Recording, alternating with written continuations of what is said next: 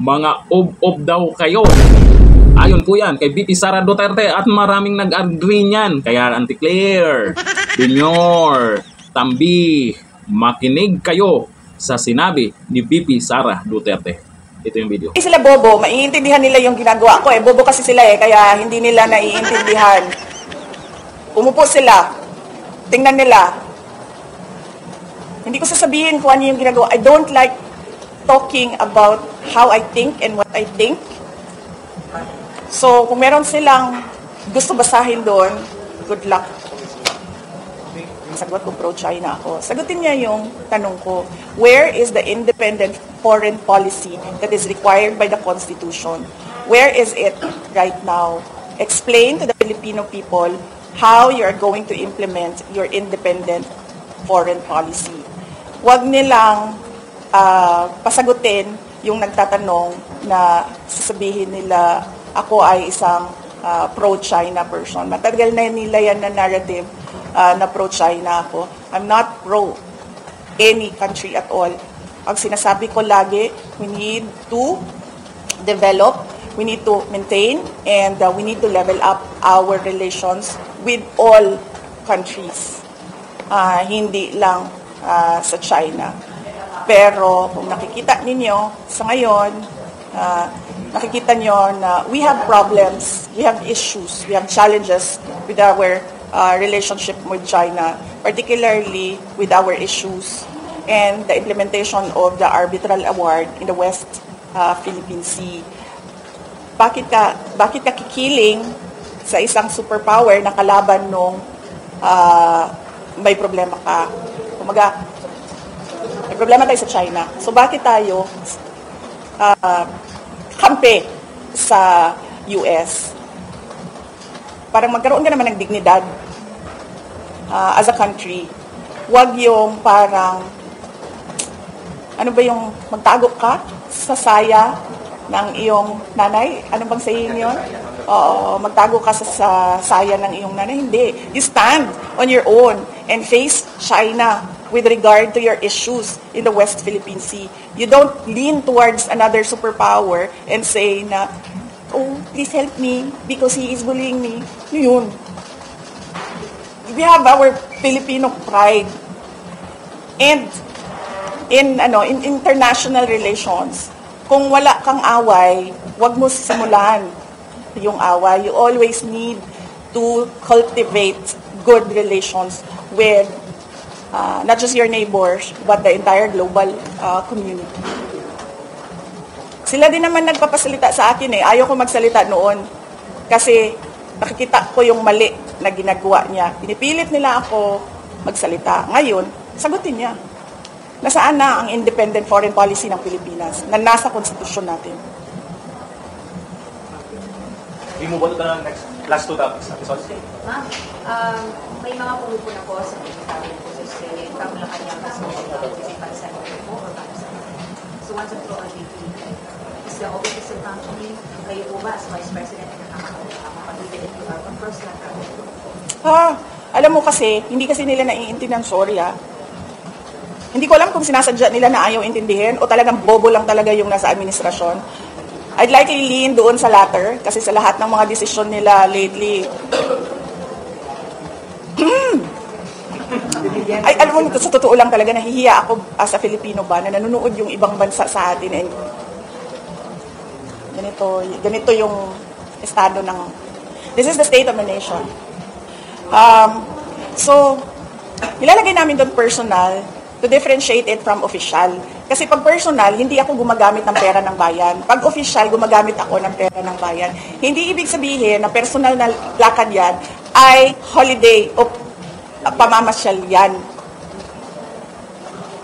So, yun yung ibig sabihin ng personal. Walang ginamit na pera ng gobyerno sa lakad na ito. Pero nagtatrabaho pa rin ako. Sa official, ginamit namin ang pera ng gobyerno para sa lakad na ito, para sa trabaho namin sa Office of the Vice President. Yun. Hindi ibig sabihin na personal ay namamasyal. And so, yes, nagpapasalamat kami sa Filipino community ng Australia and nagpapasalamat kami sa Australian police sa kanilang pagtulong-tulong para mabuo yung Free Duterte Now rally doon sa Melbourne. Alam mo, makakatulong sa speculation. May mga bansang pinupuntahan mo, ito-combine nila sa Australia at Malaysia. Kung hindi sila bobo, maiintindihan nila yung ginagawa ko. Bobo kasi sila kaya hindi nila naiintindihan. Umupo sila. Tingnan nila. Hindi ko sasabihin kung ano yung ginagawa. I don't like talking about how I think and what I think. So, kung meron silang gusto basahin doon, good luck. Okay, we move on to other matters. Last 3 questions. So, Good morning. I'd like to ask your comment since President Bongbong Marcos says this ongoing drug campaign is bloodless compared to that of your father's administration. To quote him now, sabi niya, despite the fact that you know, kill people that are just suspected of having anything to do with drugs, in this na gano'n na ginagawa natin, they're handling the drug problem in a different way. What is your reaction? Well, it remains to be seen if the bloodless drug war will be successful, no? So, let us judge that bloodless drug war by the end of his term, kung successful siya o hindi. last 2 questions. Jen. Comment lang din po sa sinabi ni PBBM. Yesterday po kasi po siya dun sa mga disease na floating siya po and tiniyak niya po na hindi nga makakalabas ulit yun sa market and kanina rin nasa event siya kung saan nag-istra po naman siya comment on that. Hindi ko lang, ma'am. Trabaho ba ng presidente ang sirain ng ebidensya ng ano? Hindi yan trabaho ng... Hindi trabaho ng presidente ang mag-photo op sa nahuli na drugs at mag-photo op sa pagsira ng nahuli na drugs.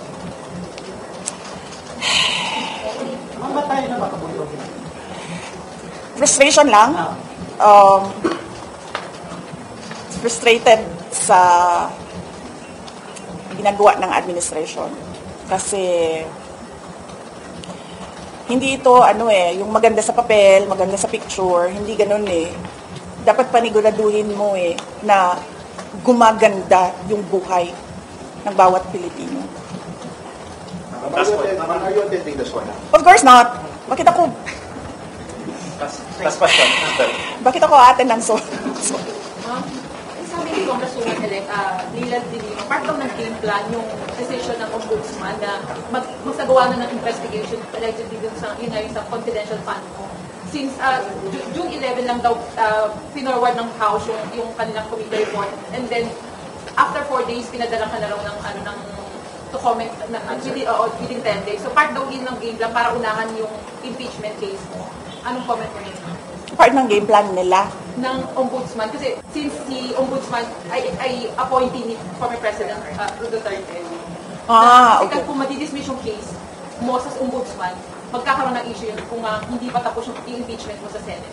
Oh, okay. Hindi ko best person and the best office to answer that is the ombudsman himself or the office of the ombudsman. Hindi ko alam, ma'am, kung bakit nila inaksyonan at hindi ko alam bakit mabilis nilang inaksyonan. I don't know. Basta ang sinasabi ko lang that the lawyers are ready to answer any charges, whether it is in courts, in the Sandigan Bayan, or in the impeachment court. Thank you. Ma'am, last na lang. Kasi ito, issue to sa criminality, ma'am, kasi we are very much aware po sa criminality, ma'am. Sabi ni General Torre na dapat daw lumabas tayo mga polis sa kalsada at sa mga police stations. I know you have feelings about General Torre, pero do you think po ba yung... Ano yung feelings ko? I know you have feelings. It's definitely not love. Strong feelings against General Torre, pero sa tingin mo ba itong paglabas ng mga police natin sa mga istasyon would help resolve criminality sa bansa natin? Oo. Kasi ganito yan. Diba? Meron kang police to population ratio at meron kang gustong gawin na police visibility. Kahit anong gawin mo, hindi dadami ang police, dodoble ang police overnight para umabot yung police to population ratio mo at magkaroon ka ng police sa kada kanto na ang buong teritoryo ng Pilipinas. Dapat ang ginagawa ng Pilipino, I'm trying not to utter the word BOBO ha, ang ginagawa ng Pilipino, nag-iisip siya. Ang daming teknolohiya na available na ngayon sa market. Paano ko ba gagawin at gagamitin ang modern technology para sa trabaho naming mga pulis? May drone, may robot, may CCTV, napakaluma na yan ng CCTV, at napakarami pang iba na pwede mong gamitin, pwede mong i-harness from the universe para gumaling, gumanda, at umayos ang trabaho ng pulis. Bakit nandoon ka pa rin sa ilalagay ko ang pulis sa kanto? Na with a drone, with a robot, kasi robot ang pagkakaalam ko sa pangalan nila, na pwede mong ano tawag yan? Hindi, ikalat. Hindi. Anong tawag nung pag ang pulis? Nagro-ronda? Patrol! Yes, sorry.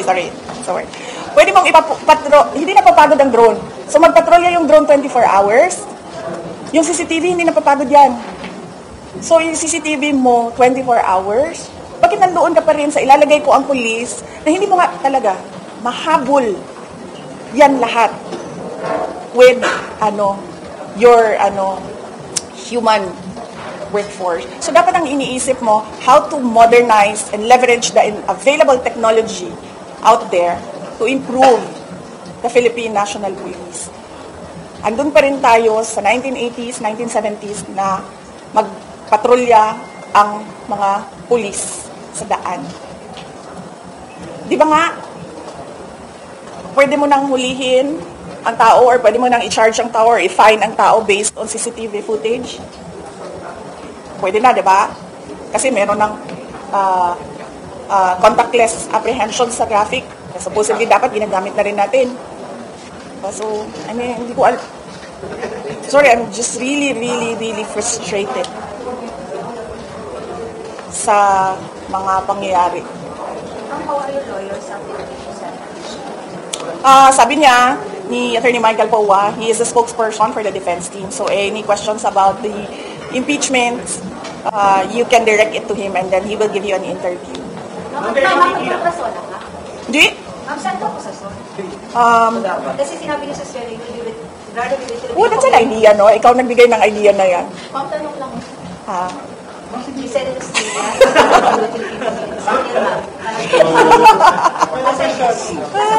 Ma'am, so pending ako. Meron kasi kaming supposed rally, Free Duterte now, rally sa Korea. But naka-hold yun. So, hindi ko alam kung matutuloy yun.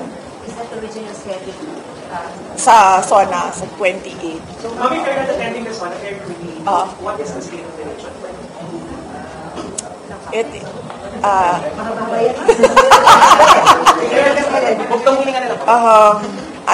The state of the nation is dire, it is sad, and for me personally, it is frustrating. Ma'am, lahat ng Free Duterte rallies, lahat yun na-attendan nyo. I mean, di ba may schedule sa Korea or any other countries, lahat yun balak yung attendant talaga? Or Sinusubukan namin, sir. Nagdidepende kami sa invitation ng Filipino community abroad. So right now, meron kaming naka-hold na Korea and merong confirmed na Kuwait sa August 8. okay, thank you. Dahil, ma'am? Dahil, meron pa akong kailangan kasi gawin. So, postpone siya. Hindi man siya postpone, naka-hold lang siya.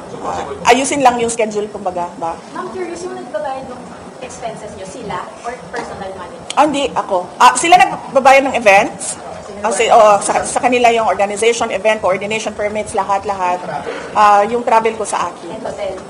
Yes, sa akin. Natin sige pag personal. Pag personal, no government funds are used. Thank you. Basta?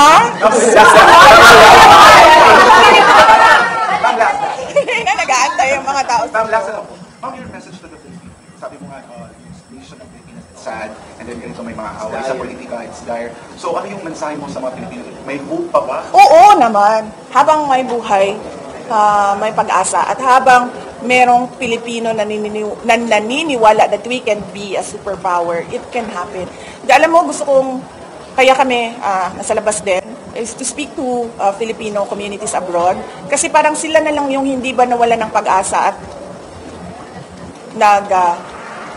they still dream for a better Philippines. Kasi parang dito sa atin sa bayan, ganyan na siya. Parang, sige, tanggapin na lang natin kung anong nandyan. Ganun na yung mood ng mga tao. Pero if you talk to the Filipinos overseas who have lived, who have worked in so many countries, they still dream. And alam mo yon, parang na-uplift ka din na parang, oo, kayang-kaya natin gawin yan. Lalong-lalo na napakaliit natin na bansa. So, ibig sabihin, mas madali siyang i-manage. At, ayun. So, yun.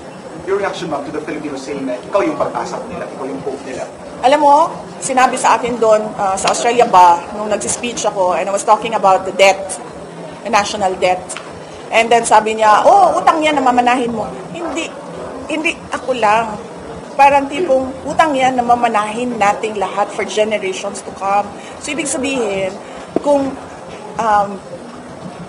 nag-iisip tayo ng pag-asa, nag-iisip tayo ng better country, a better Philippines, hindi ako lang. Tayo lahat. Ano ba kasi ang magagawa ng isang tao lang? Diba? Pero napakalaki ng magagawa ng isang bayan at ang taong bayan na nagsama-sama. How are you guys, kung sinasabihan ng baby kung may pag-asa, how are you taking this up? Kasi before, you're blamed for what's happening to you. Ngayon naman, pressure naman pag sinasabi natin, baby kung na lang yung vote natin. How are you taking this up? Ano ba? Alam niyo nung bumagsak yung ratings niya, napansin niyo, nagpa-photo op siya na nagtuturo siya, nagpa-photo op siya, nag-ayos siya ng blackboard. Ngayon nagpa-photo op siya sa drugs.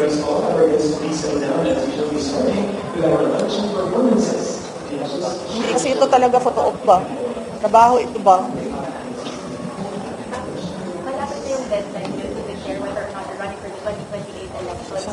Ano ba? And how could 2026 fourth quarter pa yun, ma'am. malapit na ma'am, yes, Okay. Are you with the turn of events, with the recent turn of events, how convinced are you na you will run for the 2028? Well, hindi ko kasi siya masagot ngayon, ma'am, kasi baka patayin na nila ako bukas, ma'am, kasi ako na ang may kasalanan ng lahat. In-impeach na ako, ma'am, kasi hindi pa ako na-impeach hanggang ngayon. And I think ang susunod nandyan is, alam mo yon, parang itigik na lang natin itong babae na ito para matapos na yung problema ng administrasyon, hindi ng bayan na administrasyon. So, hindi ko masagot, ma'am, kung buhay pa ako bukas. Ma'am, you really feel like there's a threat against her? Sinasabi ko na nga yan noon, diba? Hindi siya, may karakter silang ganon sa mga kalaban nila sa politika. May behavior sila na ganon sa kalaban nila sa politika. I don't know how to state this better, pero are you dividing the country? Your impeachment is somehow dividing the country. Hindi man ako ang nag-file ng impeachment ko, sila ang nag-file ng impeachment ko. Madami ang nagsabi sa kanila na hindi yan ang totoong problema ng bayan, but hindi man sila nakikinig. Aminin nyo na ob-ob kayo. Huwag na kayong tumanggi pa. Nako, ayan po, habang nagsasalita po yan dyan ang ating Vice President Sara Duterte, yung banat niya dyan ay matindi yan, ay patawa-tawa lang siya dyan.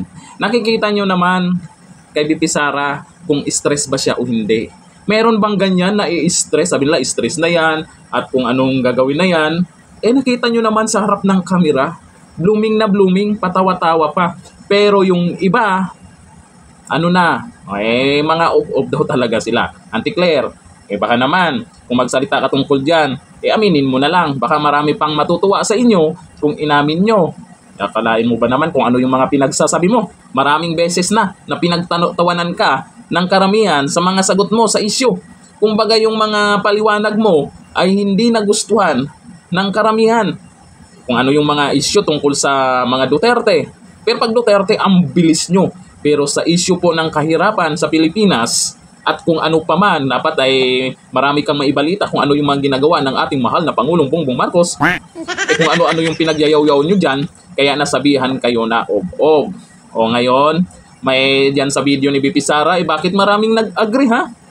Maraming nag-agree dyan sa sinabi niya. Ibig sabihin yan, aminin nyo man o hindi, ob-ob talaga daw kayo. Ob-ob. Sana Obi-obi-obi-o ba? Talaga. Ako, mapiko na naman si ano natin yan. Ang cute nating First Lady yan. Yun pa naman yung madalas na napipikon dito sa banat ni BP Sara Duterte. Pinagtatawanan lang kayo.